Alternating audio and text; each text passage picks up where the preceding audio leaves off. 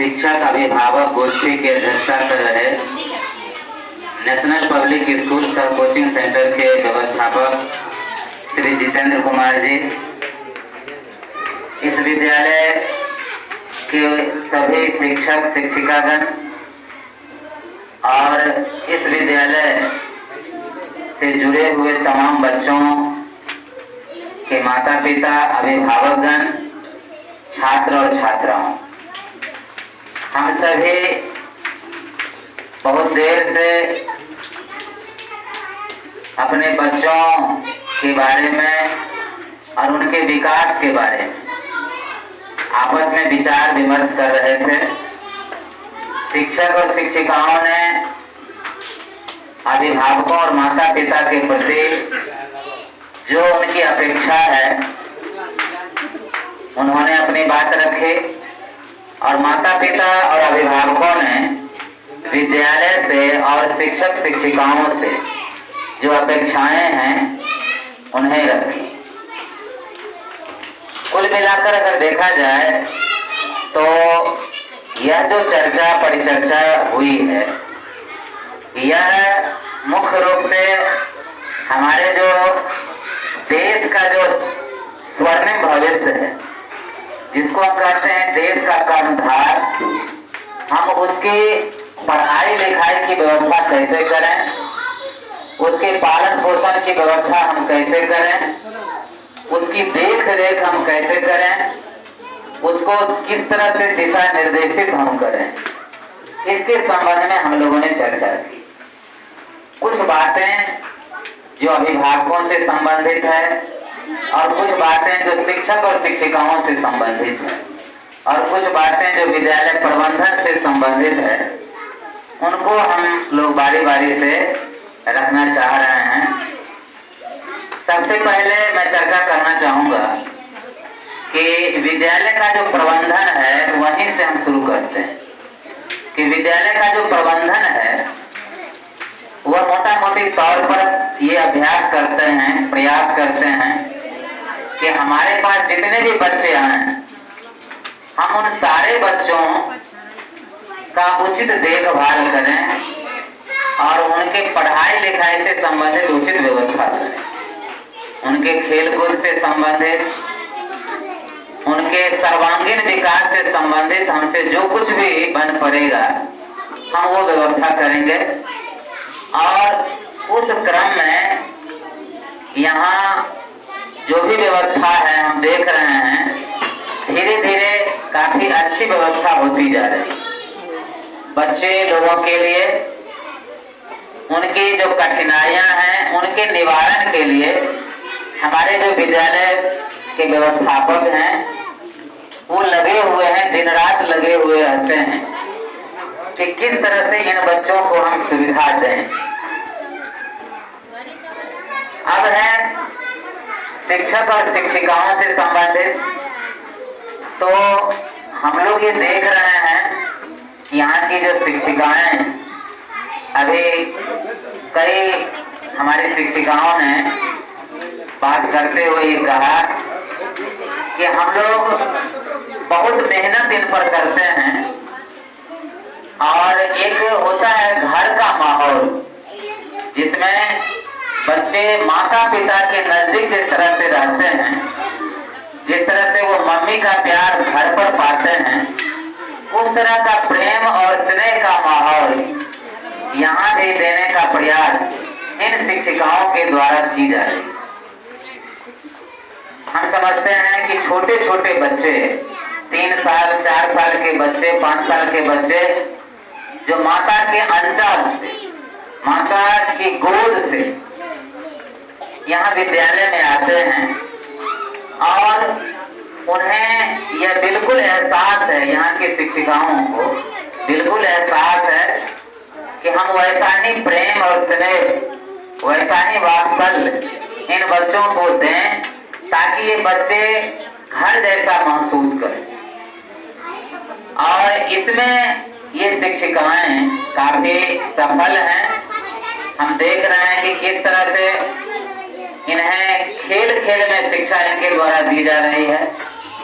गीत गा करके नृत्य करके, भाव भंगिमा के साथ एक्शन करके और विभिन्न पाठों को किस तरह से क्लियर किया जा रहा है, विभिन्न पाठों की अवधारणाएं इन बच्चों के मानस पटल पर किस तरह से दिखाई जा रही। यहाँ की एक एक गतिविधि को आप अगर देखेंगे तो आपको लगेगा कि हमारे यहाँ के जो शिक्षिकाएं हैं उन्होंने काफी मेहनत की। आप चेतना सत्र में देखेंगे, प्रार्थना में देखेंगे कि जो 1 घंटे का चेतना सत्र या आधा घंटे का चेतना सत्र यहाँ होता है, उन चेतना सत्रों को आप अगर देखेंगे तो आपको लगेगा कि ये जो है इतना मेहनत इन बच्चों पर करते हैं। जहां तक जीके की बात है, आसपास के माहौल की जानकारी की बात है, पर्यावरण जागरूकता की बात है, पशु पक्षियों से प्रेम की बात है, सारी चीजों को इन्होंने गतिविधियों के माध्यम से बच्चों के बीच रखा। ये बच्चे कल प्रकृति से प्रेम कर सकें, ये बच्चे कल पेड़ पौधों को बचाने के लिए तत्पर रह सकें, फूलों वृक्षारोपण करने के लिए तत्पर रह सकें। पाठ की जो चीजें हैं उन चीजों को भी ये बहुत ही बेहतर तरीके से बच्चों के बीच रख रहे हैं। एक एक गतिविधि के माध्यम से ये बच्चों के बीच रख रहे हैं। हमारे जो शिक्षक हैं वो भी काफी मेहनती शिक्षक हैं। इनके पास हर विषय का अच्छा नॉलेज है और ये प्रत्येक दिन शाम में ही सोचते हैं, विचारते हैं और एक तरह से पाठ टीका तैयार करते हैं कि किस तरह से हम अगले अध्याय को कल जो हम पढ़ाएंगे उनकी तैयारी हम किस तरह से करें। तो एक अनुशासन का भी माहौल यहाँ पर जो है हम लोग देखते हैं कि काफी बेहतर अनुशासन का माहौल है। अनुशासन के साथ साथ अब ऐसा अनुशासन ना हो जो कठोरता लिए हुए, बहुत सारे अनुशासन की जो परिधि होती है उसमें कठोरता बहुत ज्यादा होती है और छोटे छोटे बच्चे इस कठोरता को झेल नहीं पाते हैं। यहाँ के माहौल को देखने के बाद आपको लगेगा अनुशासन भी है तो प्रेम भी है, दुलार भी है, थोड़ी सी डांट डपट भी है तो थोड़ा सा सम्मान भी है, प्रतिष्ठा भी है और थोड़ी सी गलती करने पर बच्चे को समझाया जाता है। अगर ज्यादा गलती होती है तब उसको उस तरह से हैंडल किया जाता है। एक माहौल ऐसा क्रिएट किया जा रहा है जिस माहौल को आप देखने के बाद यहाँ एक बार बच्चे आ गए तो उन्हें लगता है कि हम यहीं रह करके प्रेम से पढ़ाई करें। अब मैं कुछ बातों को रखना चाहता हूं जो अभिभावकों से संबंधित है और विशेष रूप से अभिभावकों माता पिता से संबंधित इसलिए भी कि उनसे बातचीत करने का मौका बहुत कम मिलता। अभी चर्चा आई कि बच्चे घर पर मोबाइल बहुत ज्यादा देर देखते हैं। यह एक बहुत बड़ी समस्या है, अपने देश की ही समस्या नहीं है, अपने समाज की ही समस्या नहीं है, बल्कि यह विश्वव्यापी समस्या है। बहुत सारे देशों में मोबाइल पर प्रतिबंध लगा दिया गया है कि बच्चे लोग बिल्कुल भी मोबाइल के पास न रहें। बिल्कुल प्रतिबंध लग गया है कि किसी भी सूरत में ये मोबाइल के आसपास न रहे, क्योंकि यह देखा गया कि मोबाइल के चक्कर में ये जो है वास्तविक दुनिया से बहुत दूर होते चले जा रहे हैं। बेवजह तनाव, बेवजह टेंशन, बेवजह दुविधा और आम समाज से कटे कटे रहना इन बच्चों की एक आदत सी हो गई। आप घंटों मोबाइल पर रहेंगे तो निश्चित रूप से आंख खराब होगी, बच्चे की जो तन्मयता है वो भंग होती है, बच्चे चिड़चिड़ा हो जाते हैं। आप थोड़ा सा भी मोबाइल उनसे ले लीजिएगा तो ये बच्चे बिल्कुल चिड़चिड़ा हो जाते हैं, गुस्से में आ जाते हैं और गुस्से में आकर के कुछ भी ये करने लगते हैं। और ऐसा कभी कभी लगता है कि इनकी बेचैनी मोबाइल के प्रति इस तरह से हो गई कि अगर इन्हें मोबाइल नहीं दिया गया तो ये घर में खाना पीना भी छोड़ देते हैं, पढ़ना लिखना छोड़ देते हैं और माता पिता और अभिभावक को धमकी तक देते हैं कि मोबाइल नहीं दीजिएगा तो हम पढ़ने ही नहीं जाएंगे।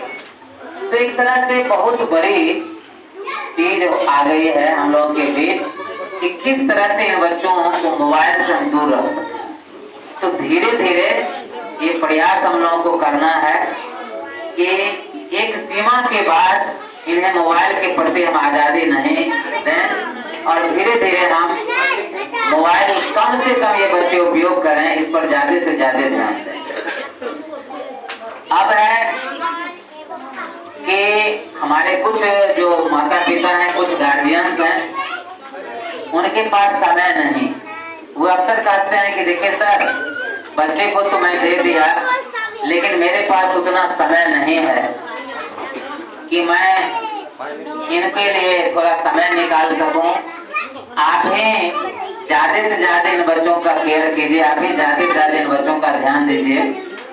हम लोग के पास कामकाजी लोग हैं, सुबह निकल जाते हैं, रात में आते हैं, बात भी सही है।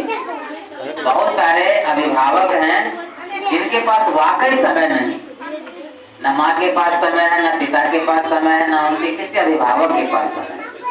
लेकिन मेरा कहना यह है कि बच्चे से ज्यादा महत्वपूर्ण दुनिया का कोई काम नहीं होता। हमारा मानना है कि अगर माता पिता अपने बच्चों के लिए समय नहीं निकाल सकते हैं तो दुनिया की कोई ताकत उनके लिए समय नहीं निकाल सकती। यानी कहने का मतलब है कि हमारे लिए बच्चे यदि भविष्य हैं तो हमको समय निकालना पड़ेगा। ये हमको देखना है कि हम कैसे समय निकालें। इनके साथ हमको बैठना पड़ेगा। शाम में तो निश्चित रूप से जब ये पढ़ाई के लिए बैठते हैं तो निश्चित रूप से इनके साथ हमको 2 घंटे 3 घंटे तो बैठना ही पड़ेगा। यदि उस समय हम नहीं बैठ रहे हैं तो हमारा कोई नैतिक अधिकार नहीं बनता है कि अपने बच्चों के लिए हम दूसरे की शिकायत करें। क्योंकि आप अपने बच्चे को देखते रहेंगे तो आप शिकायत शिक्षकों को भी कर सकते हैं, आप विद्यालय को भी शिकायत कर सकते हैं। जैसे अभी बहुत सारे हमारे गार्जियंस ने शिकायत की, इसका मतलब वो बच्चों के साथ बैठते हैं, बच्चों की कॉपी देखते हैं, बच्चों का प्रोग्रेस देखते हैं, तो ये अच्छी बात है। जो लोग भी अपनी शिकायत यहाँ पर किए हैं या सुझाव दिए हैं, हमारी नजर में वो बहुत अच्छे गार्जियन हैं, क्योंकि वो ये बता रहे हैं कि मैं बच्चे को देख नहीं, बच्चे के पास बैठता हूँ, बच्चे जिस समय पढ़ने बैठते हैं मैं उनकी कॉपी देखता हूँ, उनकी पढ़ाई को सुनता हूँ, तो ये बहुत अच्छी बात है, बहुत प्रेरणा इससे मिलती है। लेकिन बहुत ऐसे गार्जियंस हैं, आज इस विद्यालय में 225 बच्चे, जैसे सर ने बताया कि